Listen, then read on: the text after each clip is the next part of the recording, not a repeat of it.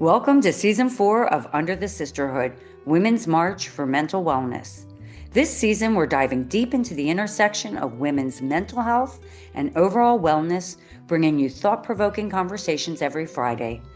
We'll explore a wide range of topics, including how mental health impacts every stage of a woman's life, the intricate connections between physical and emotional well-being, and the role of practitioners who champion mental wellness.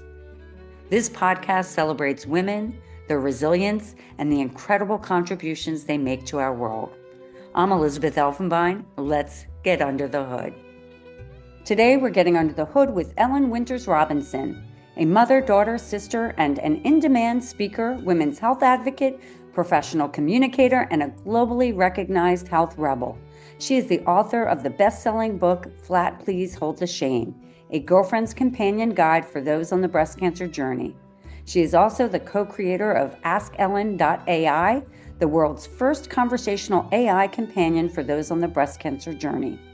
With Dense Breast Canada and award-winning photographer Hilary Gauld, Ellyn also co-produced I Want You to Know, a celebrated photo essay showing the diverse faces and stories of 31 individuals on the breast cancer journey.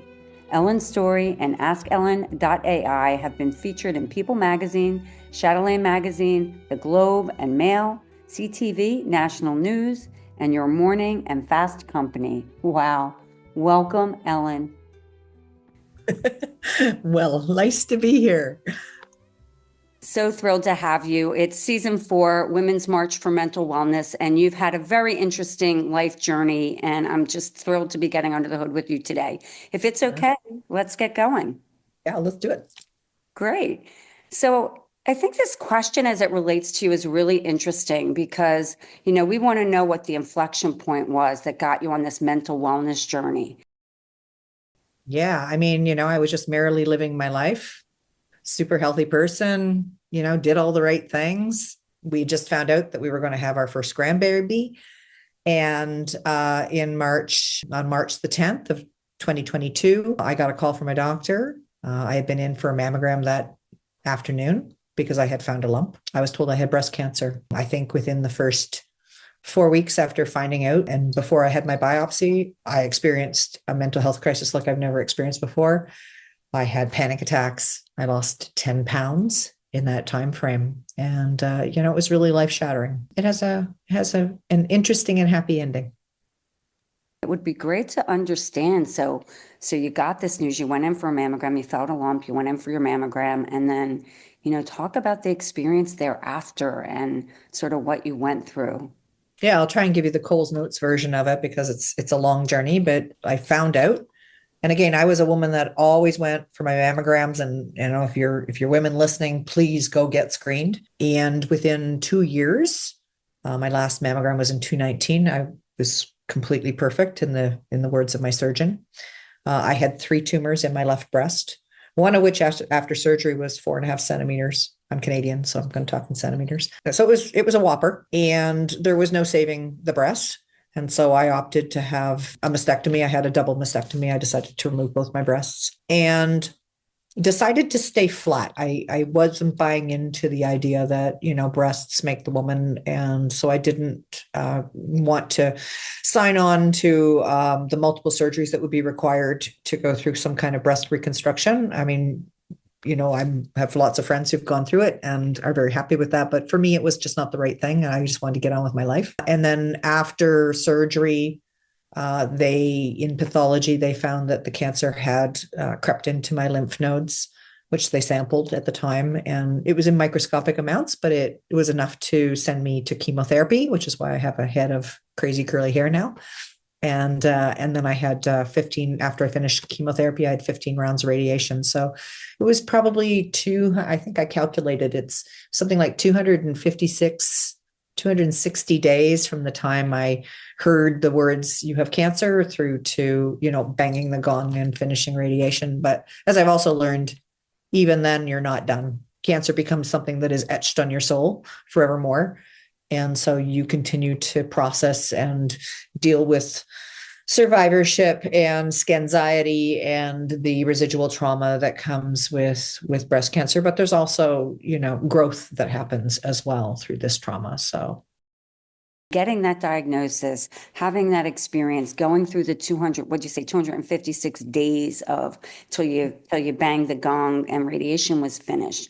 But what were you feeling and thinking mentally, and how were you, coping? not well in the beginning, in particular. As I mentioned, that first 4 weeks, I just couldn't function. I curled up on the couch under a blanket and just watched every season, every episode of Schitt's Creek. Thank God, Dan Levy. Someday I will meet that man and thank him, because he was my saving. The only thing I could do, I couldn't deal. There was a lot of tears. There were a lot of arguments with my husband. There was a lot of, just being terrified. I remember sitting right here in this room, literally unable to get off the floor. I was just panicking so much. I guess, thank God, I had the foresight to ask my general practitioner for some anti-anxiety medication very early on. And so by the time I got to my biopsy, I was medicated and a little bit better. And she actually gave me lorazepam as well, because there were just moments where I was just so terrified of, what that appointment might bring. And, unfortunately, in the first few, sort of from my biopsy in April, which happened 2 days before my birthday, to, having the surgery on May 31st, there's a whole bunch of appointments, and they're trying to figure things out, and they're trying to figure out whether they can save the breast or not save the breast. I used to joke and say I would either wake up after surgery with no boobs, little boobs, or new boobs. Turned out to be the number one, the no boobs. But, you're processing all this information, and unfortunately, the news was getting worse. You're told you have cancer, and then, no, we can't save the breast, and mastectomy is the only option. And so you're just going through this, and it just felt like body blow after body blow.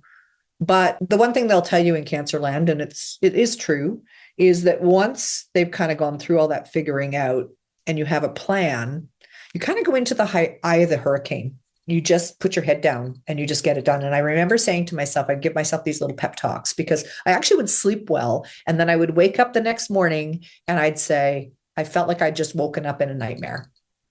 And I'd say, Ellyn, you just got to put one foot on the floor. The only way through, you have to go through this. There's no other way out of this but through this. And so you just put your head down and just do it. You don't get a choice. I'm a inherent control freak. I really like to be in charge of things. And cancer is a very humbling thing, because you have zero control. The system, the disease owns you, and you have to learn to be humbled by that and to accept that. So you put one foot in front of the other, you got through, and was it, as and I'm really sorry to hear the blow after blow, not such favorable news, which is now, things are going well now, but I would imagine in the process that would have just been so overwhelming. And so, yeah, there were a lot of tears. There were a lot of tears along the way. And I do remember, it was funny. This was after I was in chemotherapy at this point. And when they find cancer in your lymph nodes, they start looking at everything. And you start going, I had so many scans. I had bone scans and CT scans. And I remember being in chemotherapy, and I was in to see the doctor, because they come in and they always check you out beforehand and make sure that you're okay to go ahead with chemo. I remember asking her, did she have the results of my scan? And she shut the door, and I went, uh-oh. And she said, yeah, your bone scan is fine. Your CT scan is, and they had found spots on my liver. And I remember coming home and saying to my husband, if the cancer's gone to my liver, and I don't want to not give hope to people, but that's not a good place to be. And I remember saying, I don't know how long I will have if that's the case. Now, it turned out to be fine. And they stopped everything, and they did this MRI of my liver, just, I think, because the game plan would have completely changed. But I remember feeling very sad for myself on the one day. And a girlfriend was here, and she sat with me and made a cup of tea and brought me a little dish of nuts. And I was feeling very sorry for myself. And then I went out and had this like massive power walk. And then I'm like, okay, we just we're just going to accept it and we're going to move on from there. And I remember my daughter saying to me, Mom, your bounce is getting faster and faster. Like, it is weird. Like, it's like these body blows, but you just get, you are sort of that boxer in the ring where it's like, yeah, bring it. I can take it. And you just sort of feel the punches better.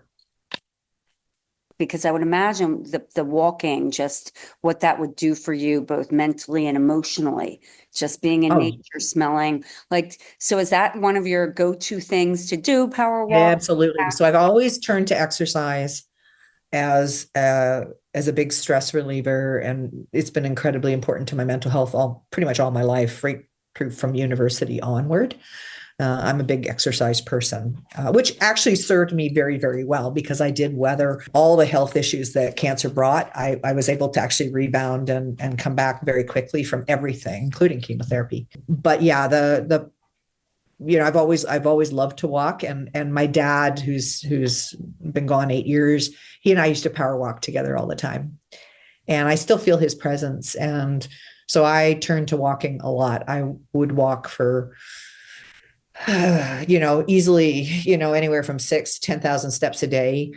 And yes, I craved the outdoor and sunshine. And then I would put my earbuds in and I would listen to Pink, and she would scream angry lyrics at me. And it just was my way of processing things. So it was vitally important to me, and still is. I mean, I still power walk. I'm doing a little bit more weights right now. And so, there's only so many hours in the day, but yeah, that was huge. And I did it all through, even with chemotherapy. I remember going back and saying to my oncologist that I'd been out, I'd go out for a 6,000 step power walk, and she would look at me like I had two heads. She didn't know what to do with me. No, it's probably really helpful, actually. Probably gave you that sort of energy to be able to endure the other side of the chemo, and especially as it accumulates, I mean, so good, kudos to you. That's amazing. So talk about, so we're on this journey of mental wellness through this very heavy, overwhelming physical process, if you will, dealing with cancer. What, as you see your mental wellness journey throughout the past few years, what has been the constant theme? What would you say has changed? And how are you looking as you look at the picture today? How are you seeing it moving forward? So I think the one recognition, and thanks to the Zoloft I'm on now, the anti-anxiety med, but I did find out that I probably have had high functioning anxiety all my life. I just thought I was a type A. And so I continued on that medication, and it does help to even me out a little bit. We very openly in the family talk about mental health. I have 2 adult children and an adult daughter-in-law, and we all have had our struggles, the entire family. And so we are very open about that. And I think that's a healthy thing. And we call each other on it when we're not. So that's been very helpful. I think the other thing that cancer teaches you is you are a badass. Like, I get off on this, it's a message I have for employers, which is employers kind of, an employee will come to them and they'll say that they've got a cancer diagnosis, and everybody starts to get all, "Ooh, I'm so sorry," and very pityish, and they make they have this perception, and they have these assumptions about what that person's abilities are. I never stopped working. I'm self-employed. I couldn't afford to, and I was able to work throughout all of my treatments and never let a client down. And I want a message to employers to be, don't feel sorry for people that have cancer, and don't feel like they're broken and somehow they have to be set aside, that they're not valuable, because there's a lot of employers that will let people go because they've had cancer. Unfortunately, that's just the reality of the world. Those people have grit and tenacity and courage and resilience and self-awareness and capabilities that are highly, highly prized in the workforce. And those are the things that you kind of start to recognize in yourself. You're like way, way tougher than you ever realized. And you also see the weaknesses in people. You see, friends who just don't show up, or family members that just don't know how to cope. And so you also see the very best in people. You see people that come out of the woodwork, are there to support you and do the right thing, And so it's been an interesting journey in terms of, sort of checking in with yourself. I want to do things that give me joy, and I am mindful because I've now sort of seen my own mortality, I am mindful that every day is a gift and that I should do the right things by myself, but also for others. And I say I love you a lot to pretty much everybody. I mean, it's a little weird when I do it to the grocery clerk at the supermarket, but you know. That's I did. I literally did hug it out with one of our grocery clerks up at the supermarket not that long ago. So No, I totally, I get that, not having walked in your shoes, but I think the word, I think you said cancer is humbling. And I think that when you're humbled that way, it opens your eyes to things you might not have seen before. So I mean, and seeing that in others, and so to your comment about organizations who, might not know how to cope or deal with a person going through something like cancer, to sort of set them aside. I think it's interesting, people have to keep working, and guess what? When you get some sort of condition, you still want to work. You don't want to just live with your condition. It's a lot, right? no, It's like, it's a pleasant distraction. It gives you purpose. Again, you're out of control. Now, I mean, the employer has to accept that you might not have, high energy days, or you don't get a choice. I mean, it's not like when the oncologist calls you, pull out your date book and go, let me see when I'm available. I mean, it's a command performance, and there's time, like if you go for a chemo appointment, like the chemo I was on, they moved very slowly because there's an allergic reaction that can happen to it. So it was a full day, you'd be in there for a full day. But that's sad, I mean, most employers offer flexibility in work schedules and think, or you like to think they do. And I just think that there's just this perception that it's like people are scared of cancer and getting cancer themselves. And so by proxy, they're scared of people that have cancer. And it's just this weird kind of dynamic. It's like it's catching or something, Yeah, I So think it's also interesting the comment. I think, I hear you. And I think it's interesting as we see the people in our lives, be it friends, family members, their response to it. You see the good in people. You also see people who just can't deal and just aren't equipped or have the capacity yeah, to deal yeah. with tragedy. I mean, I was fortunate. I mean, I have a very loving, we've had a long marriage and a loving husband, and who's obviously been traumatized by this, but he stood by me. But I have stories of many, many women, and it's particularly tragic when it's young women who have gone through a breast cancer diagnosis. They've had to have a mastectomy and reconstruction, and their their partners have walked out on them, and that's heartbreaking, but it really shows somebody's true colors, I think. Yeah, oh, I agree about the truth. Certainly, it's heartbreaking and shows the true colors. I think it's really interesting. You learn a lot about people, I think, in times of adversity, Crazy. Hmm. Yeah. crises, adversity, you learn what people are made of. And it either is like, wow, your heart is expands, or you're like, wow, I can't believe that. And so, but I think it's interesting. You also, Ellen, you shared that your family mental health is a very open topic in your household. And thank you for sharing that, because I think that's an important thing to talk about, which is, bringing mental wellness to the fore and not having shame attached. So, I mean, we've had certainly plenty in our family. So I hear you. A little bit about that, like, and just in terms of, being so open, that's a big thing and a great thing.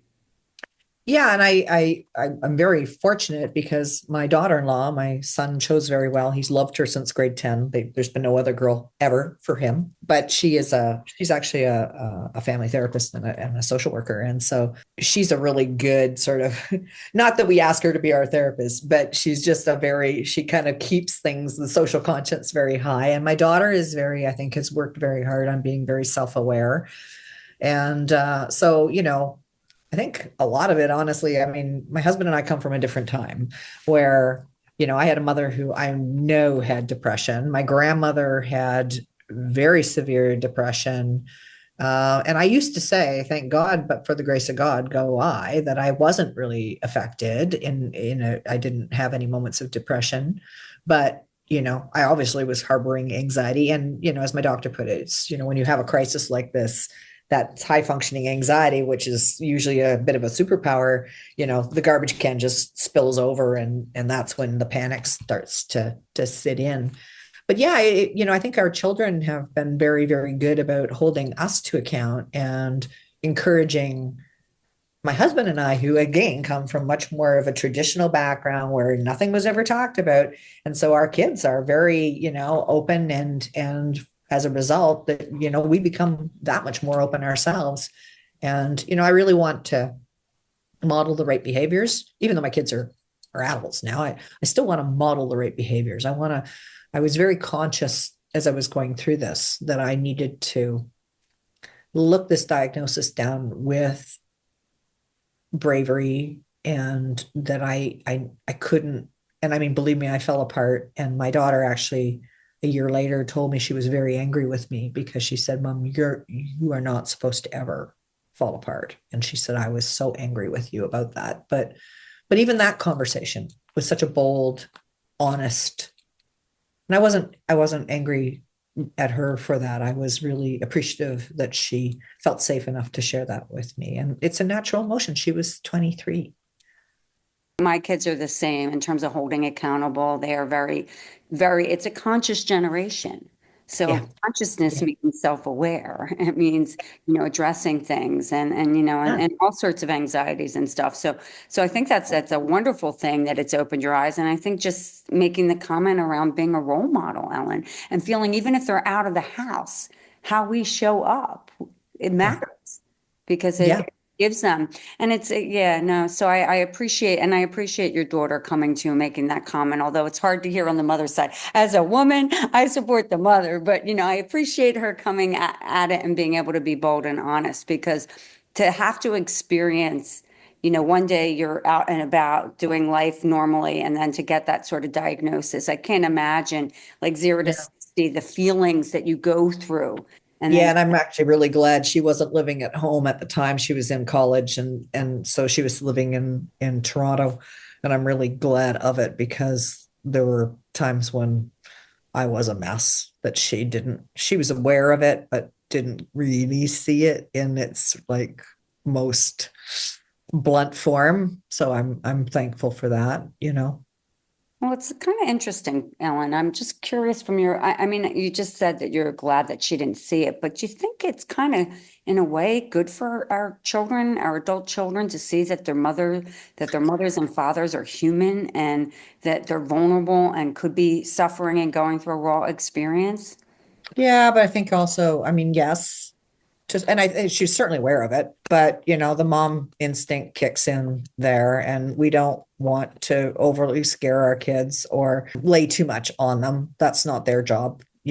We are still parents, even if they're adult children, and so I didn't want any of my kids to see everything. And there's things when you go through cancer that you don't even want to say out loud to anybody. There's a little narrative that goes through your head that you just keep to yourself, unfortunately, because maybe share with your therapist, maybe. How do you feel you're marching for mental wellness today? Oh, um, I look back on the last, I was going to say 2 years. It's almost 3 years now. It'll be 3 years in March. I look back on the last 3 years with a tremendous amount of gratitude. And, just as much as there's post-traumatic stress, there's post-traumatic growth. And what I've done is I've channeled that into, so, I wrote the book while I was in chemotherapy because I wanted to package up all the knowledge and the experience I had had in an honest and not sad way. Like it's actually kind of funny because I have a black sense of humor, and I wanted to hand that off or make that available to other women that were going through this journey so they didn't feel so alone. And that I am hearing that from women who read it. They'll say, "Oh my gosh, it feels like you're sitting right beside me, holding my hand." And so that gives me joy. I then the book then the journey is that the book was adapted, or basically the contents of the book were turned into the AI companion that I have now, Ask Ellyn, which I've now augmented with a blog. So I'm giving a platform for other women that are on this journey to share their experiences and their wisdom. And so it's kind of like women lifting up women, and women helping. And it's neat to be a catalyst force in that. We were just talking before the podcast, the company that helped me build Ask Ellyn, has built what we call a Changemaker Venture Studio, where they've brought in 7 changemakers. So these are people who are not technology savvy. We were just talking about the fact there's 2 young women, one is 16 and the other is 17. And they are now inspired by what I built with Ask Ellyn as a changemaker to create their own solutions to problems that they've personally experienced. So the one young lady is building one for early stage menstruation, and she has ambition that that would be made available to girls around the world who, in many cultures, this is not even talked about, and kind of a, you know, it's something that is very shameful. And then the other young woman is building one for eating disorders. And so, you know, to be the changemaker OG and to connect with these other inspirational people is really cool. So, you know, I get a lot of satisfaction out of that. I get a lot of fulfillment out of it. And it's not, you know, making me $1 million, and that's okay. That's fine. But it is, I know that I'm making a difference in people's lives. I think it was you that actually, I've been reading the book, The Second Mountain. And he talks about people that just exude sort of, it comes from the inside, and there's this joy that you can see, that you can literally, that emanates from them. And I've actually heard people say that to me. They're like, oh my God, you're glowing. And I'm like, okay, I didn't, okay, maybe it's the, you know, maybe it's the foundation. I don't know.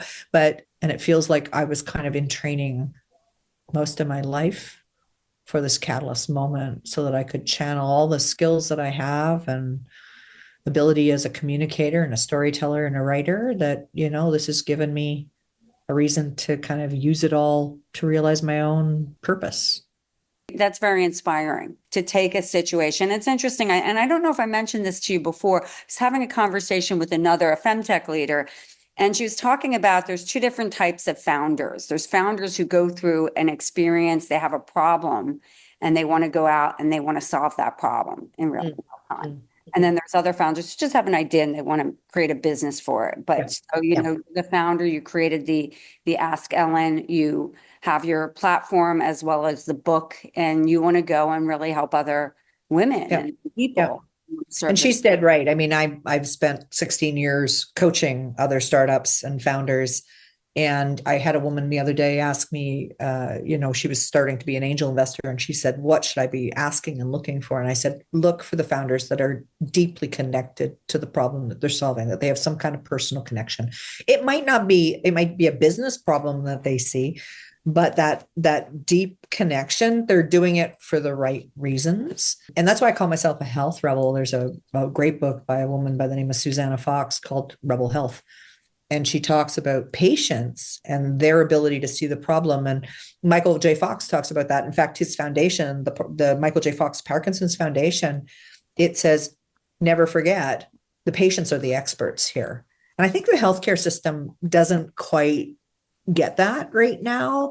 There's still a lot of like, oh, we're really smart and we've been studying this for the last 35 years and therefore we are the experts. But you know what? We kind of get it.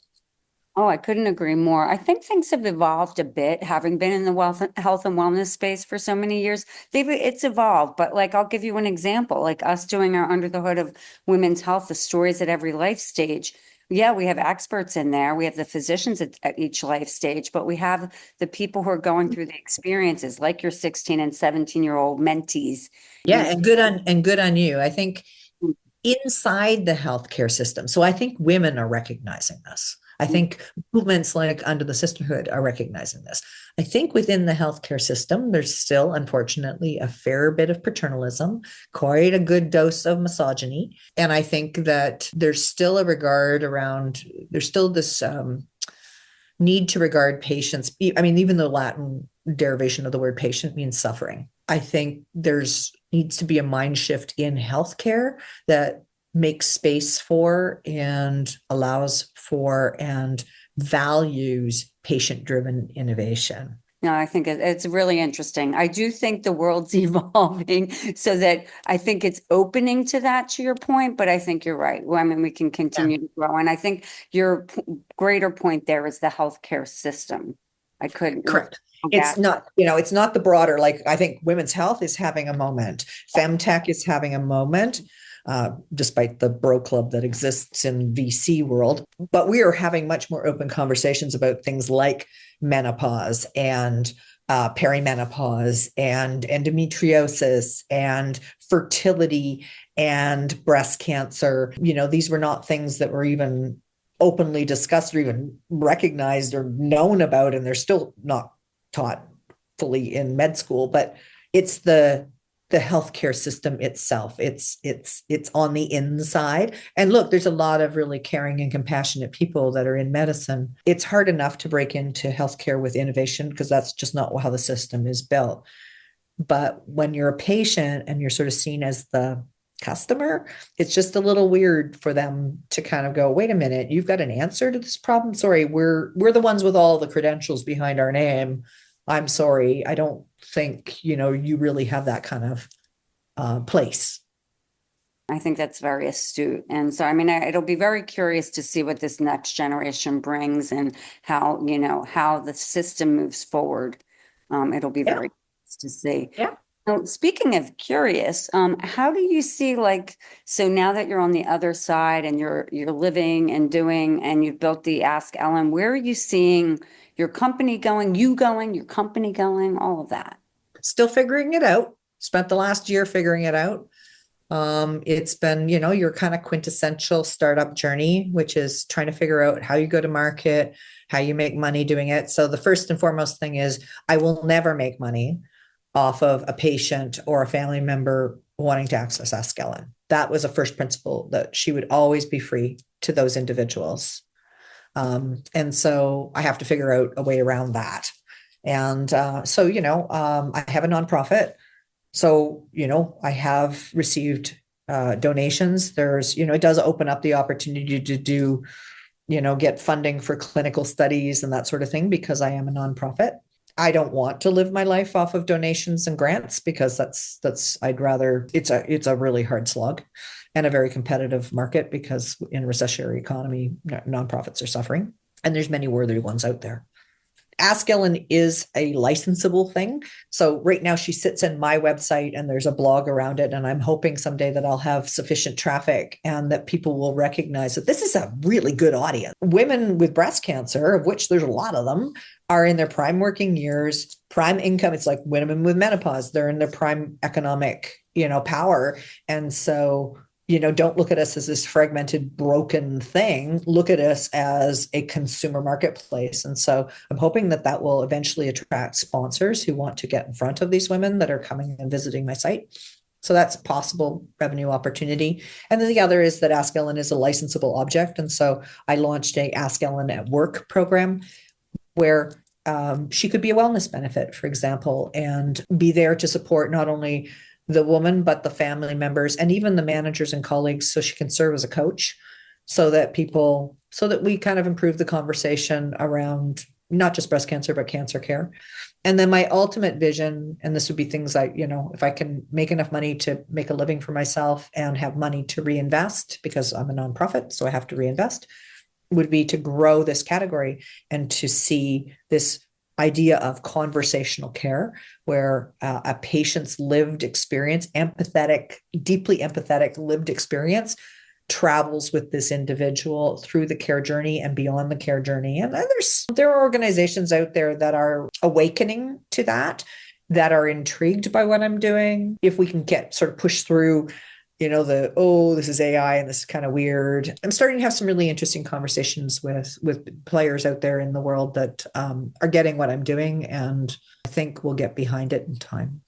It's like anything. If you don't know, you don't know. But once you start to experience something, you can see the value in it. And so I would imagine anyone on that journey being able to and I mean, it is pretty cool. Like that's the mind. What's beautiful is she is free. So you can go to her and chat with her anytime you want. And she speaks every language, which is very cool. So, I had one experience where I was at a conference, and the young lady that I was speaking alongside, she was from Nigeria, and her brother was there, and he got in and he started talking Yoruba, which is the Nigerian dialect. He spoke and he was talking Yoruba to Ask Ellyn, and she was speaking back to him, and he was giggling out loud. Like he was just so delighted because this was just something that he'd never experienced before. So yeah, she speaks every language, but she is a true AI. You know, there are some that we've all experienced chatbots in our lives now, and we're going to see a lot more of them out there. The difference that I've heard is that, and it was a great compliment, was that Ask Ellyn feels like she has a soul. And I I love think that's that. the piece that is missing in most chatbots, because they're kind of fictional things that are there to serve a function and a purpose. But she truly is me. She knows my story. She knows my way of expressing myself. She has my sense of humor. I will often respond to people that are in breast cancer groups, and I will go to Ask Ellyn. I will write a response, and then I'll go to Ask Ellyn, and I will ask her to answer the same question. And the responses are so dead on. Like that is how much they have dialed in. The people that built her have dialed into me and my personality. That's pretty nifty and cool. And the other thing is that I've actually gone to her, like I talked about the fact that I had to have an MRI for my liver. Well, the same CT scan showed spots in my lungs.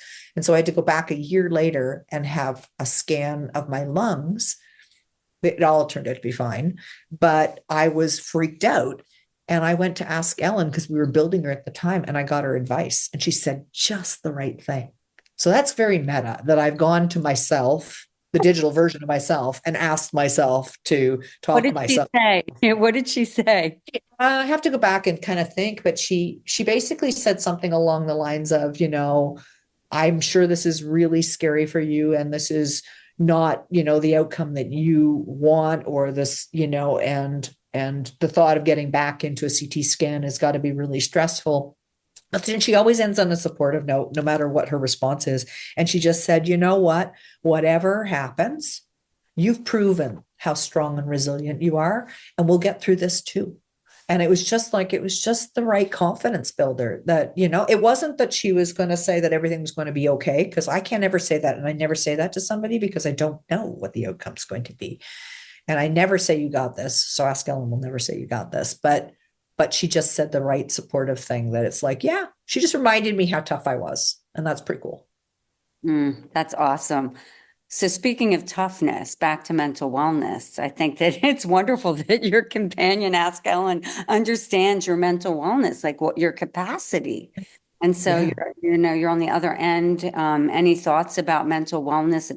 I think, again, it's really, it's kind of continuing the practice that I've developed. It's really talking openly about it, giving others grace, not inviting toxicity. I think that's probably the biggest change for me, because I was building a business. I continue to build a business. I continue to run my own marketing communications firm, and you get clients that have, crazy expectations or are just nasty people. And I just don't engage. I don't want to have that kind of influence in my life anymore, because now I recognize that all of that feeds stress, and stress creates inflammation, and I don't need that in my world anymore.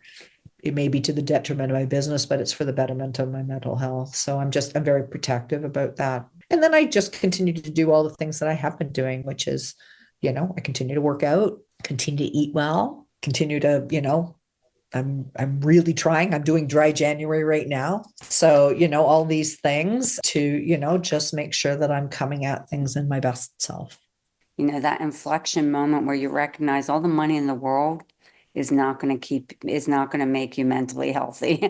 And I think that it's a risk reward. What is more important at the end of the day? And I guess having the adversity that you've been through will only sort of underscore the need to have that mental health, that mental wellness. Yeah, I often reflect and think it's a bit of a shame. We have to go through some kind of a mental crisis like this to really go, what are we doing in this rat race, and what is really important? I reflect back, and I mean, I had a taste of that when my dad and my mom died within 6 months of each other. And I remember when my dad did pass away, and my brother and I went to pack up my mother loved her things, and you surround yourself in life. That's what you do. You kind of accumulate things, and it's all about how much money do I have and which vacation and, the internet and everything else. And I remember going to pack my dad's stuff up, and his whole life had just been reduced to one suitcase. And I just remember going, wow, so much for all those things. So yeah, it's a shame that we have to go through a crisis of some sort to kind of see what's really important. I wish that could come to us magically and that everybody could, just come to that awakening. We're human beings. We got to learn by the school of hard knocks, right? I have one last question for you, Ellyn. This is your platform to give a message to women of all ages, of all backgrounds, of all cultures. What do you want to leave them with? Well, I'm going to start by saying, nothing is more important than your health, and that you need to be paying attention to your breast health.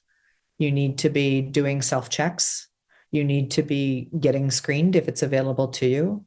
You need to be advocating for yourself in every circumstance because you will sometimes hear no from a doctor. And I think your body better than anybody else. And so, my message is please, please, please get screened because, 1 in 8 women will develop breast cancer. And it is occurring in younger and younger women who may not even be eligible for screening yet. So we need to be vigilant. So that's, if I was to make one, plea, it's, please, please, please, please, because the earlier it is caught, the more options you have and the less difficult the journey will be. See the joy, see the optimism. I've always been a person that has kind of looked at as life through, the glass half full lens. When I was first diagnosed, a friend of mine gifted me a book called Stoicism. I've never been a particularly religious person, but I really got into this Stoicism, and I would read a passage every morning. And the 2 principles of Stoicism are memento mori, which means everyone dies. And that I couldn't quite get behind that when I was first diagnosed. But the other principle is amor fati, which means love your fate. And life isn't all vanilla ice cream with cherries on top. There's all kinds of ugly bits that happen, whether it's divorce or a toxic work relationship or bereavement of some sort or a diagnosis. If you look at that, whatever that circumstance is, and say, fate has brought me this. So what do I do with it? How do I make the most of it? What do I learn from it? And that's what I chose to do. And I actually had a coin that I carried around in my wallet that said amor fati. And I live by that principle today. So whatever comes at you, you go, okay, let's figure it out. Thank you so much, Ellyn, for getting under the hood with me and for sharing your really incredible story. Thank you. Thank you for inviting me under the hood. Thanks for listening to Under the Sisterhood. If you haven't already, please give us a quick rating and review on Apple or Spotify. And make sure to follow us on Instagram, Facebook, YouTube, and LinkedIn so you can hear from more amazing women. This podcast is created and hosted by Under the Sisterhood LLC and Elizabeth Elfenbein, produced by Elizabeth Elfenbein and Matt Butler, and edited by Matt Butler. The music is by Ayla Schaefer. Her song, Rose.